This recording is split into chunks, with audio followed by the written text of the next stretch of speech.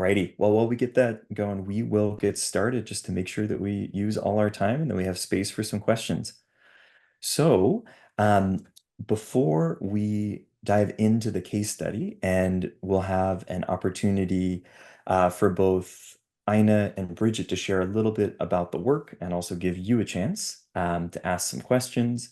Um, I wanted to, before doing that, pass it over to VertueLab's president and executive director, Aina Abiodun, who is going to share a little bit more about this work, kind of how it fits into VertueLab's overall mission, and what was the background behind the white paper. So, Aina, over to you. Thank you, Cole. Sorry, I'm going to just first of all apologize for the technical things. We have not done a webinar before, so this is all part of us learning in public with you all. If anyone is a real expert at this, we can use your hot tips. It sounds like the chat may be disabled, and y'all may not be able to communicate. And if you have Q&A, the Q&A window, by all means, use that. If you have the chat, use that. We definitely want to know who you are and where you're from. And so we hopefully can connect with you and answer your questions. So without any further ado, I'm really, really excited to present you this work that we've spent the last few months collecting data on and research on. Just by way of introduction, I came out to run VertueLab about a year and change ago.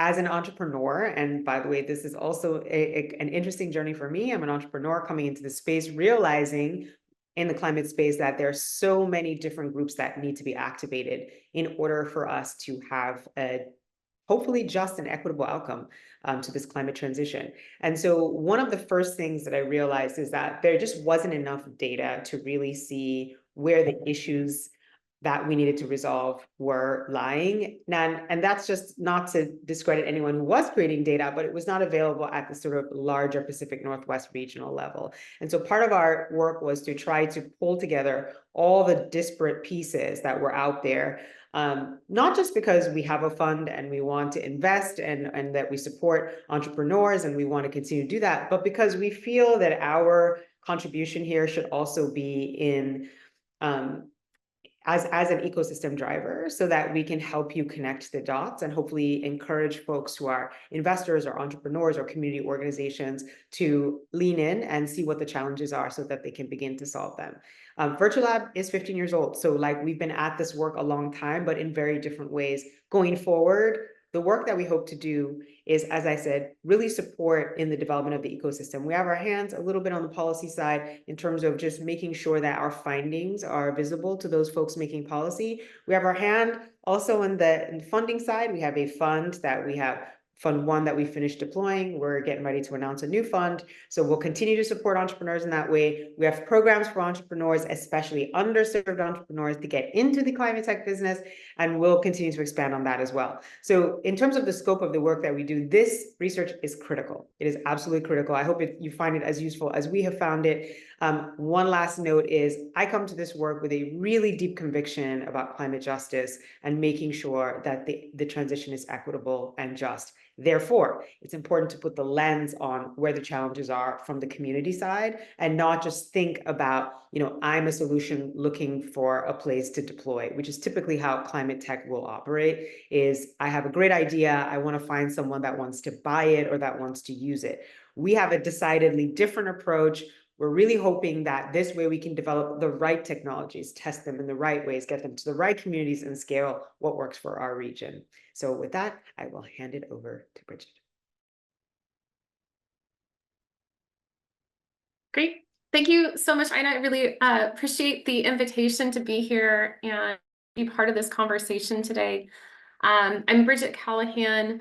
I'm the Clean Energy Program Director at Sustainable Northwest. I am so appreciative of this report and the opportunity to dig into the findings. I would love to connect with the other folks that are highlighted in this case study. I also think that the report is very timely in a lot of ways. If anyone's been paying attention to the national headlines, it's easy to get discouraged of what's happening at the federal level. And, when I'm talking to my friends, my family that are feeling a little bit discouraged of what's happening kind of in the national politics spotlight, I am constantly saying, pay attention to what's happening locally. There is so much good work happening on the ground that's locally driven, community driven, and that is in so many ways what inspires me and keeps me going. So thank you for this report. It's very timely and perhaps an antidote to the fall of 2024. So I appreciate that. I'm going to be brief in my comments. I do have some slides prepared. I'll share a little bit about the work that we do, how we approach our work, but I'm really looking forward to digging into more of a discussion and hearing from others in the room as we're able to. So I think with that, let's jump into the next slide, please. So just a little bit about me. I'm going on about 9 years at Sustainable Northwest. I've been working largely in kind of the intersection of public policy, clean energy, and conservation for the better part of about 15 years. And a lot of my work has really focused on supporting rural and tribal communities across Oregon and Washington. I'm born and raised here in Oregon. I've left a few times, but I keep coming back to this state. And then a shameless plug for my dog Basil, who is also born and raised in Oregon. Here she is repping her Oregon Duck shirt. Yeah, I've been with Sustainable Northwest for about 9 years, and really appreciative of being able to work in this space. I moved away from Portland about 6 years ago, and I now live in a small little town called Westford of 300 people. I'm about 45 minutes southeast of Eugene, and you know, I experience very frequent grid disruptions, power outages, wildfire. It certainly makes the work that I do a lot more personal, living where I do. So just a little bit about me. Next slide, please. So Sustainable Northwest, we're celebrating our 30th anniversary this year. We were founded in 1994. We're a regional natural resource conservation organization, and we drive natural resource solutions that work for people, nature, and local economies. All of those words are really important to us. We're not your traditional environmental organization. What makes us unique in a lot of ways is that we really focus on triple bottom line benefits that are good for people, the economy, and the environment. And so you'll see that as a common theme throughout all of our different program areas. And the reason behind that is simple to me, and it's pretty straightforward. You know, we are, yes, driven by environmental outcomes, but we also have an acknowledgement that we have to invest in the people that live on these landscapes, that are going to continue to be the stewards of those landscapes after any short-term environmental project has concluded. And we have to invest in the local economies that are going to reward and incentivize further stewardship of those lands. And so those different values are really important and wouldn't be possible without that holistic lens of why we do the work we do. And we're in it for the long haul. We have a forest program that's our longest running to date, largest in terms of staffing. That really started kind of in the height of the timber wars in the 90s in Oregon. And through that work, we have since grown considerably. We have a green markets program, water program, regenerative ranching program is our newest program, and then I spend all of my time in the clean energy program. Next slide, please. So this is where I get to spend a lot of my time. This is, you know, an area that is very near and dear to me. We work to advance an equitable, resilient, clean energy economy. We work primarily in rural and tribal communities across the Northwest. And like our other program areas, we're really focused on partnerships, market-based strategies, and smart policy to meet these objectives. I feel like I don't need to necessarily belabor this point in the room, but it's you know, the last 10, 20 years we've seen and will continue to see a really significant transformation in our energy system. And there has been very just a blight of historical issues with how we have cited energy facilities in the past, how we have really focused on more of an extractive economy, specifically in rural communities around mining, and how rural communities have been really impacted in negative ways around the energy system. And in the last 10 and 20 years, there has been nothing short of really a revolution in how we are viewing our energy system. I am grateful that I get to partner with communities who are really starting to rise up and think differently about how we generate energy, how we distribute energy, and how we consume energy. And communities want greater say in how all of those different pieces are coming together. And thanks to a variety of innovations, technologies, policy, funding, we're really flipping the switch, pun intended, in terms of how we can now use energy as a resource for good at the community level in ways that really haven't been possible before. The communities that we work with, they're coming from kind of different value streams, but we often hear the need for greater workforce development, economic development, bill savings, certainly. And then increasingly, and especially in rural and tribal communities, we're hearing a lot more about energy resilience. Oregon, as we know, has been experiencing more and more natural disasters, wildfires burning a record number of acres across the state this summer. There's increased grid disruptions, and rural communities are really feeling the impacts of that. So energy resilience is certainly rising to the top in terms of motivators, but there's a suite of really significant benefits that communities can now think about and leverage when we're advancing community scale energy. So it's a really exciting space to work in. It's a really challenging space to work in. And I'll share a little bit about some different program areas, but why I'm really appreciative of this report is that this is another opportunity where communities are really leading the way in changing how we think about energy, not as a passive resource that just comes to us, but something that we can own and control. And that is a really powerful, I think, shift in our thinking around energy. So next slide, please. So how we do our work, our energy program, we got started about 10 years ago. And what we did at the time was we put out an RFP to any community that wanted to have us come in and host a free energy workshop. And we would tailor the agenda around what the community's interests were. There were some communities that were interested in looking at energy planning or looking at biomass, community solar, a few different topics. And there were 5 communities that responded to this RFP around the state of Oregon. And we learned through this process, this is before my time, but through this process recognized that these communities were not talking to each other and they were experiencing really common challenges, and there were some common opportunities that kept coming up. And so that was really the birth of the Making Energy Work for Rural Oregon Coalition. So we brought all of these different communities together, and the network has really grown ever since. There's dozens of communities, there's hundreds of people that are part of this, representing a variety of different stakeholders, a lot of nonprofits, a lot of local governments, utilities, farmers, ranchers, tribes, state agencies, and more are all part of this network. We provide direct technical assistance to specific communities.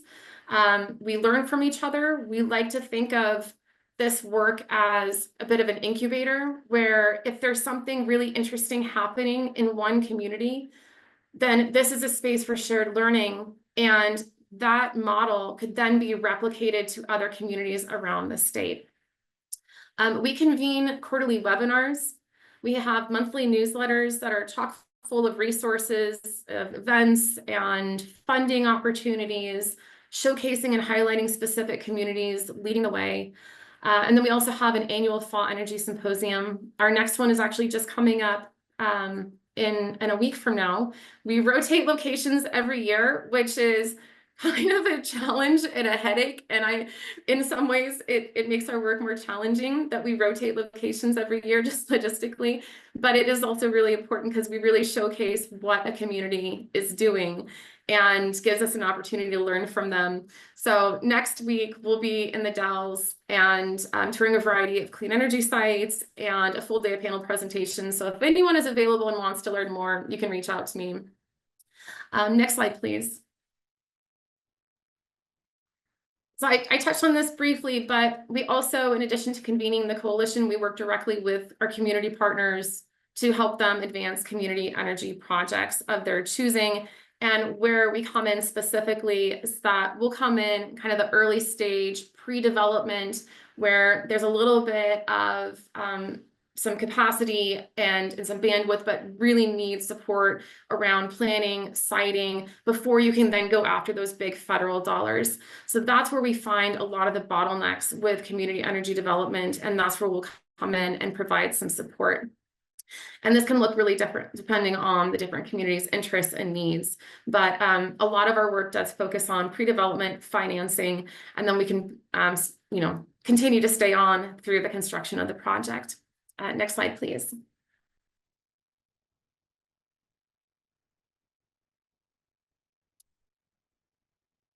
And another kind of evolution of the Making Energy Work network, we had been involved in the policy space for a number of years. It felt pretty ad hoc and more responsive and less intentional. And so 2 years ago, we formed the Making Energy Work for Rural Oregon Policy Committee. It's pretty wordy, but we call it the Policy Committee. And this was an opportunity to ensure that there is a space for rural energy at the policy table.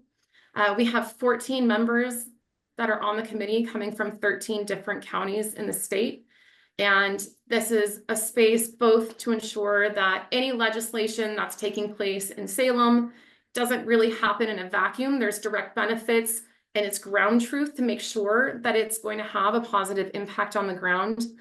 And then on the other side, our community partners, my community partners, these are the experts on the ground. They know what's not working. They know the barriers to these projects. They know the barriers to their communities. So this is an opportunity for our community partners to be able to develop legislative concepts and help usher those through. So we were successful in passing a few different pieces of legislation in the 2023 session, and we're submitting legislative concepts, and we'll be working on getting some of those pieces of policy hopefully passed in this next long session here in Oregon. To be totally honest, this was a bit of an experiment. We weren't certain if there would be a common theme that we could all come to agreement on. There's guiding principles for this committee, but we intentionally wanted a bit of diversity with different interests, backgrounds, skill sets, lived experiences. Are we going to find something that brings people together? And I've been very, very surprised, and it's been a really wonderful experience. By and large, there's a lot of different interests within the policy committee, but the theme that has really tied a lot of our work together is around energy resilience and the need for greater microgrid adoption in the state of Oregon, especially that's community-led. And that has continued to be a focal point for the committee for the last 3 years. So I'm happy to report that we have found a lot of common ground. And if anyone is interested in learning more about some of our work in the energy resilience and especially microgrid space, happy to chat more about that. Next slide, please. I think this is the last piece in terms of our programming, but in 2020, we realized we've been doing a lot of work for a number of years on farm around energy efficiency and renewables. Realized that there's some new emerging opportunities with off-road vehicles, and thinking about what are the needs and benefits around electrifying our transportation sector. What does that look like in a rural setting? So we launched our eFarms initiative in 2020. We're part of a 4 nonprofit team with Sustainable Northwest, Fourth, Bonneville Environmental Foundation, and White East RC&D. And our goal is to evaluate and accelerate the adoption of electric farm equipment across the Pacific Northwest. We brought the first electric tractors to the state of Oregon. Equipment that comes in, we field test internally. We get to know the equipment. It's sent out around the state. There's different demonstrations taking place. We've learned a lot. We have done quite a bit of data collection and analysis. We've partnered with Oregon State University to support a total cost of ownership analysis, greenhouse gas emission reduction analysis, and a few other studies. And if anyone's interested in learning more about this, you can find more information on our website. If folks are interested in testing out some of our equipment, You can also fill out a form. Our program has really grown, and we have electric tractors, electric pickup trucks, electric UTVs, and on the way, an electric mini excavator. So we're going to continue to diversify our fleet. While this is happening, we're recognizing that financing is going to be a barrier to adoption. So we've been pretty laser focused the last year, specifically on incentive development, working with state agencies and federal agencies to see what types of pathways that we can come up with to lower the cost of adoption, knowing that in the long run, there's pretty significant fuel savings and certainly emission reduction savings by adopting this equipment. We don't want financing to be a barrier. With our program, we've been pretty focused on ensuring that some of those communities that are the last to receive new technology or demonstrate new technology are exactly the communities that we want to work with. So it's been a pretty fruitful operation, and we're continuing to continue scaling this initiative and moving into Washington State in the near future. Next slide, please. So I'm just going to wrap things up with a few themes and learnings from my experience working in this space, some of the challenges that we continue to see. It is probably not surprising that there is a real capacity barrier, specifically in rural communities and in tribal communities that we work with. It's one of the hardest challenges.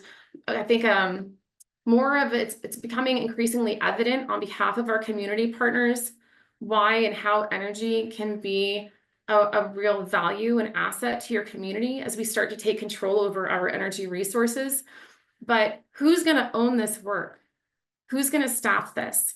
There's very often missing a dedicated staffer. We don't have, in a local government, there's not an energy department. There's not a dedicated person that can work on these issues. We found that when we have been most successful, you have been able to create an enduring staff person within a local government, within a tribe that can really own this work, but it's a challenge.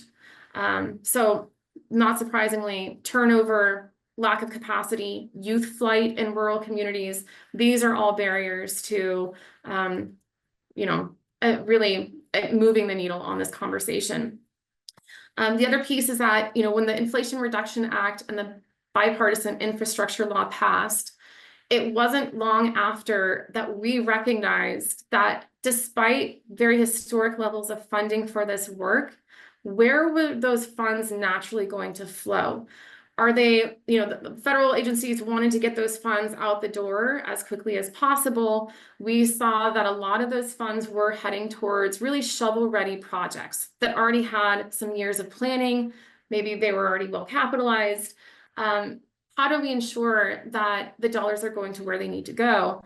And we learned that information alone about these different funding opportunities was not enough. And in fact, we realized that we were doing our community partners a disservice when all the dollars are flowing out and we're disseminating that to our community partners. It was overwhelming. And there had to be a little bit of a rollback. And what we recognized we were saying on repeat is there's so much funding out there for this work right now, and that's great. It's not addressing pre-development and planning. It's not addressing capacity. And if you're trying to go after every funding opportunity and fit a project into it, you're going to end up kind of discouraged and overwhelmed. Trust in your planning process, know what you want to do, and you will find funding to meet you there. But case in point, pre-development is hard to fund, and those dollars were not necessarily going towards that space. A few other tidbits I wanted to make sure I got to, being present in our communities is really important. I think Sustainable Northwest and a lot of our NGO partners do a good job at this, but we spend a lot of time traveling. We spend a lot of time in the field, spending a lot of time in the communities that we serve, and being physically present is critically important to make sure that we're getting the job done. As much as we are living in a very virtual and remote world these days, it's really important to get out of your desk. I certainly enjoy that a bit more. I mentioned this before, but I glean a lot of my insights and expertise from the folks on the ground doing this work, and communities know their community best. So that's how we have been able to shape our programming, is really from the bottom up, and making sure that we're listening to our partners, adjusting, adapting our programming to make sure we're meeting their needs. And then certainly there's no one size fits all. Our work is just as much of an art as it is a science. And I think it's important to keep that in mind. So I think that's all I have for my slides. Next slide, please. And there's my contact information. So thank you again for inviting me. Really happy to be part of the discussion and dig into any of this a bit more. Thank you, Bridget. That was wonderful. I just have a few questions, follow-up questions for you, and then we'll open it up to the audience, which I think everyone is connected. And just a quick commercial break to say that the chat's back on. You can introduce yourselves and ask questions. Just remember to select everyone in your chat so that everyone can see the questions you're asking, so it doesn't get lost. All right, so first question. So it seems like providing capacity building to communities prior to receiving funding is pretty crucial. So I wonder if you can dive a bit more into the biggest lessons you've learned from doing this work that you can pass on to other orgs so they can have a bigger impact. Mm-hmm. Yeah, I mean, I'm really glad to see this question, and it is so crucial. Well, first and foremost, I want to give a plug.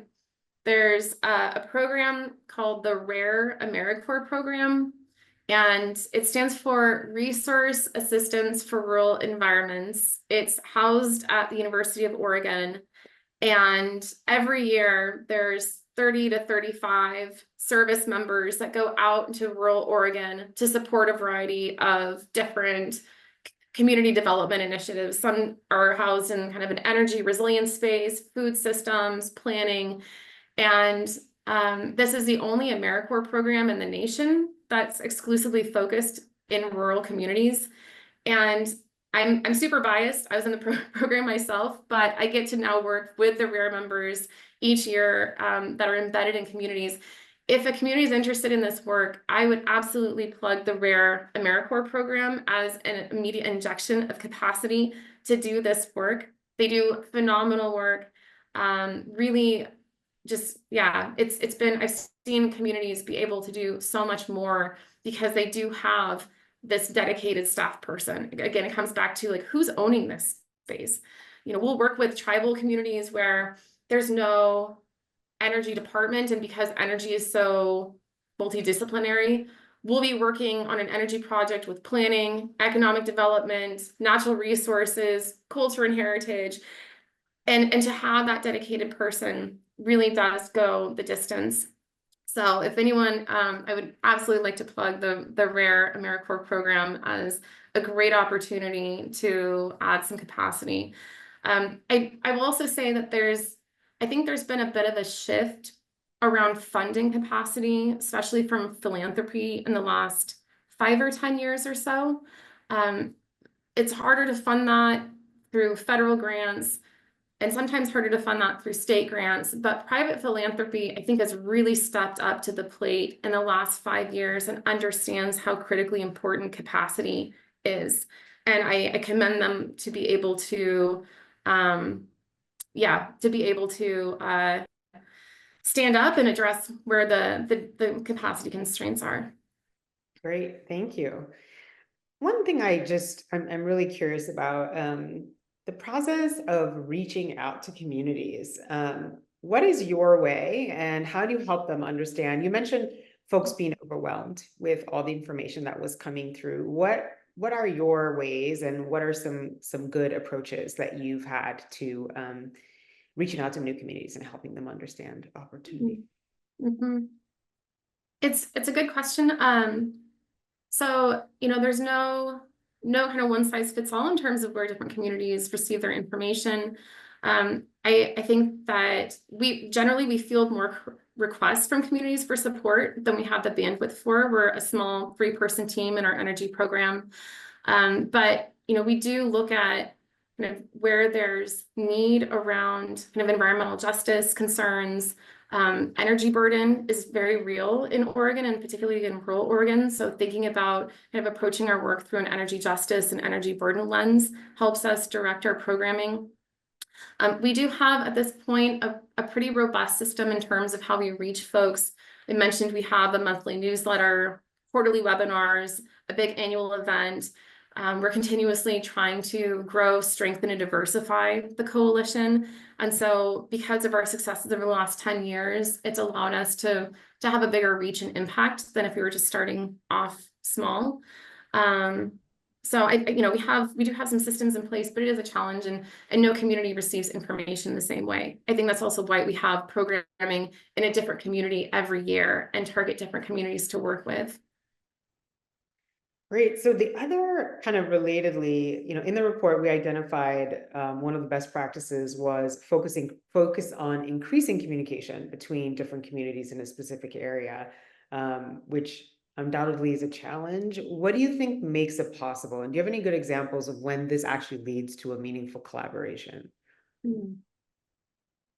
Yeah, it's a good question. I think there's some really good examples out there in terms of how communities have spearheaded this work at the community level, and then we've watched that really ripple out into other communities. And there's a few examples that come to mind for me.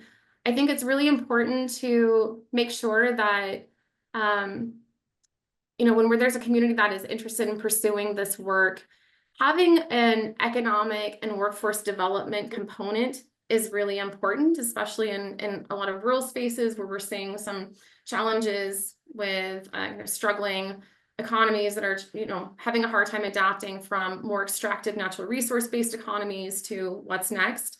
There are the City of Talent several years ago decided to put together an energy plan. And part of that plan was to establish an energy baseline inventory. How much are they spending on energy every year? What's the business as usual case? And the City of Talent is a pretty small community in Jackson County. And through this process, they learned that they were spending upwards of $7 million a year on energy. And that established really the base case of how we can do things differently and better. And it established the business case, which I think is really important.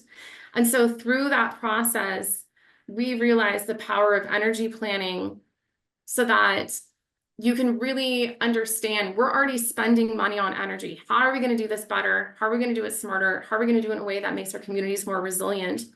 And so we've seen just in the last few years, energy planning really take off around Oregon. Cities, counties, and tribes are adopting energy plans, and having that baseline energy inventory to understand where you are right now has been instrumental in convincing other communities why they need to pursue that work.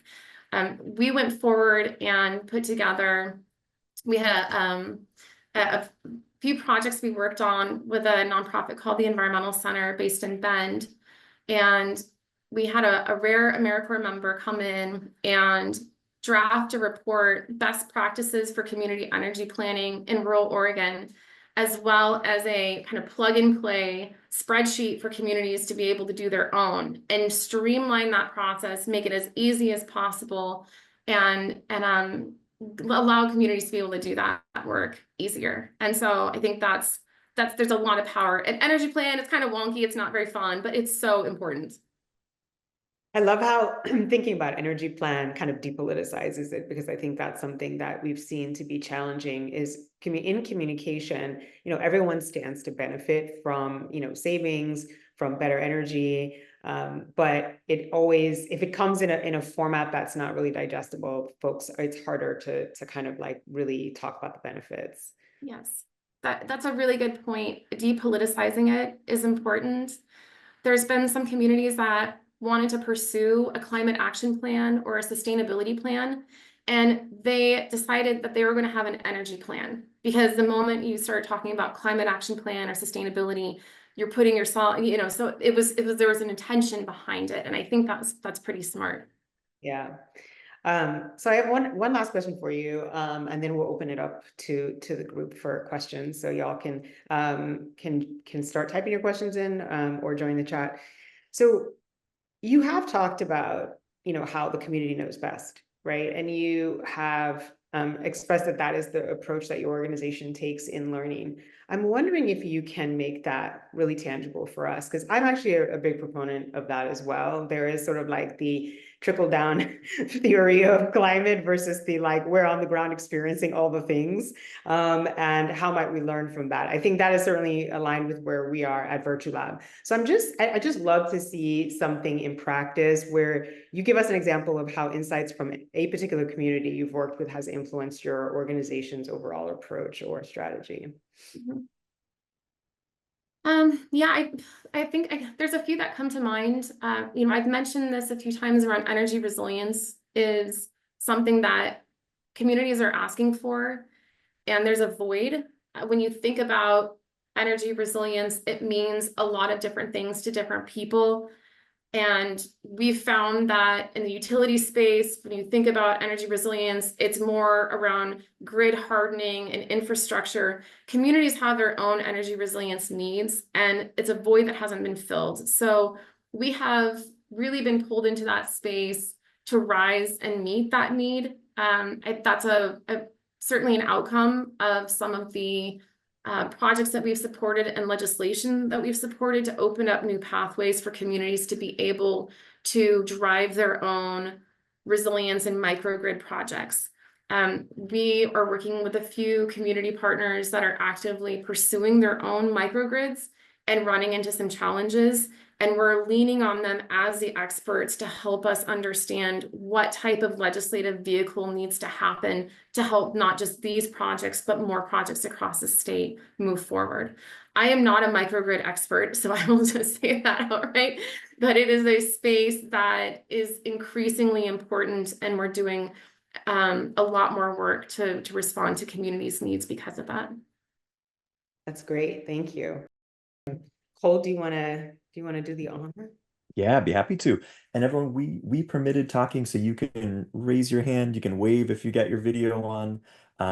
We'll just start with the ones in the chat and the ones in the Q&A, but do feel free to unmute. We're happy to engage. So one of the questions that came up was from Marshall about every community gathers information differently. Would love to hear a little bit more about kind of that. Just how you go about being customized, being really sensitive to the different ways the communities are capturing info. How do you pivot with that?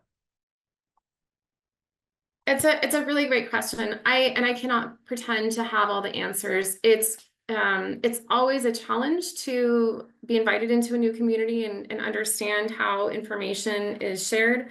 I would say by and large, we don't try to pretend to know. We work with the folks already rooted in that community. Energy is such an interdisciplinary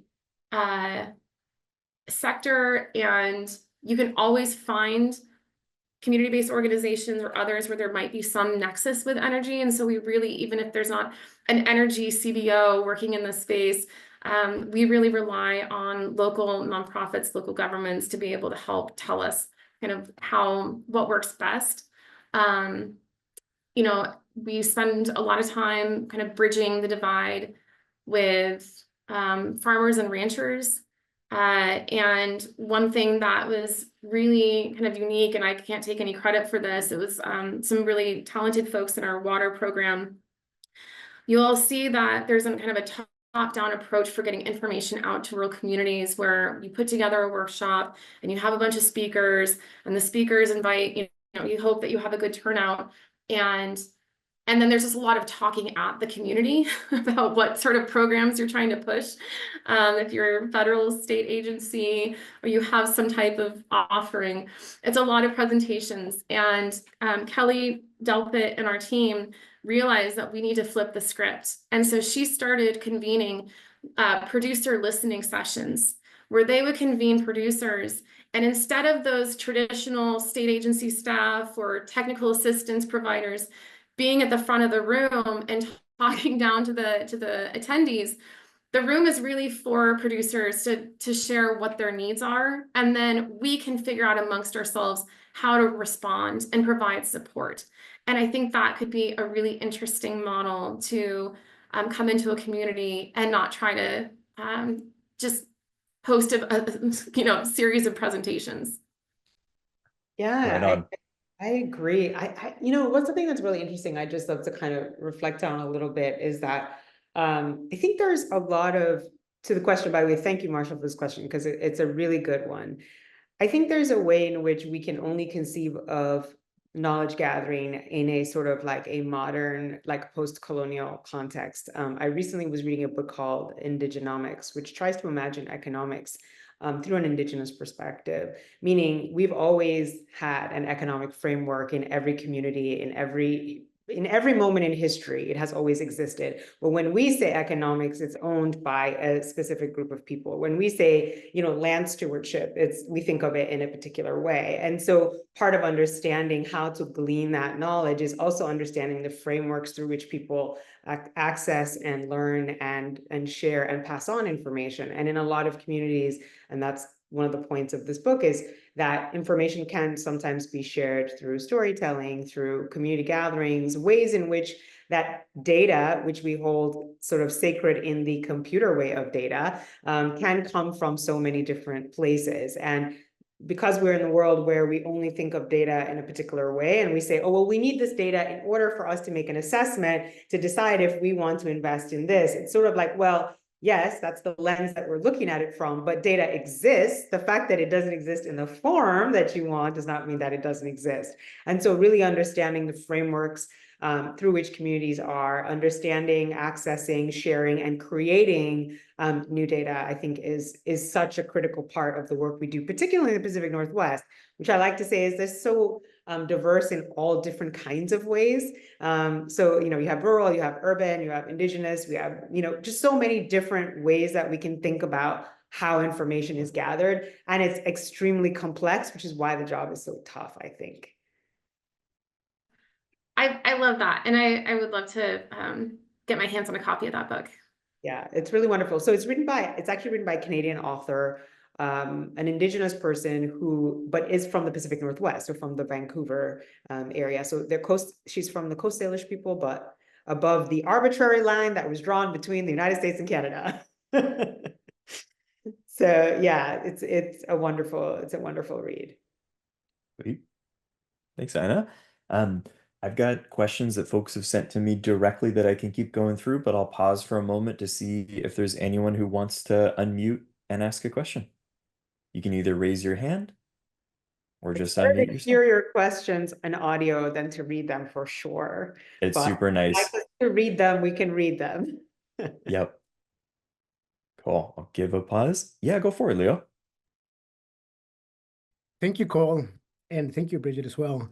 I have a question around going to communities and making the invitation, especially. So I work a lot with entrepreneurs, and I'm always searching for entrepreneurs and the technology they're developing. And when we develop programs, we always think of a physical gathering and then virtual learning sessions, webinars for training. And I feel like we default to those two options. And I'm wondering if there are other options to pull in the community into entrepreneurship, but also for entrepreneurs to feel invited and welcomed. We've talked about workshops for the communities to just kind of teach about entrepreneurship, but also to find those entrepreneurs working on amazing things. And I'm wondering, from your perspective, besides the default of physical and virtual, any other spaces to invite community and entrepreneurs? Well, I think that's a fabulous question. And unfortunately, I don't have any brilliant responses. If I would love to hear from others in the room, if there's some insights here that we could glean from. But I think it's a really good question. On.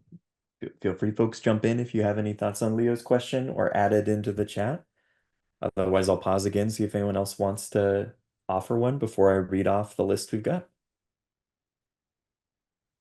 Okay. I'll keep going, but please feel free to unmute when you're ready. So Bridget, another question was, how could a community or individuals apply for some of that pre-planning funding? Like, how do you get that process started? Mhm. Yeah, it's a good question. It's traditionally been harder to fund, certainly. It's no surprise that a lot of the federal grants are really geared towards those shovel-ready projects. And so it does continue to be a barrier. There's a few different ways, and I think there's increasingly more funding sources that are available for this work. If communities are interested and they have a project in mind and they would like some support, they can certainly reach out to me. And that's something that we really specialize in doing, is helping with that pre-planning work. We have funding to support our time to do that. I'd mentioned philanthropy is really stepping up to the plate and providing more capacity. There was and I hope this is renewed, but Oregon, there was some legislation that was passed and established a community renewable energy program grant. And this was a really unique opportunity to fund that planning work. So it's available for renewable and resilience projects. You need to be a public body to apply. It's administered through the Oregon Department of Energy, but you can get up to $100,000 for planning, and then up to $1 million for construction of your community renewable energy project. And there really hasn't been anything like that before. So that grant came through at the perfect time to ready communities in Oregon to do the planning that needs to happen and then prepare them for more of those construction dollars from the federal government. There was enough funding for 4 rounds, and we really hope, and if anyone is interested in telling your legislator that you would like to see this program renewed, there's some conversations in the legislature right now to make sure that we get more funds for that, because it is a really unique program. We should have more options, but that was a really good opportunity, and we hope it's funded again. Cool. Thanks, Bridget. And yeah, folks, at the end, in a couple minutes, I'll share the slide that's got some QR codes so you can follow the work of both VertueLab and Sustainable Northwest. But I think we have time for a couple more questions. I've got my list. I'll go back to it unless anyone wants to unmute right now.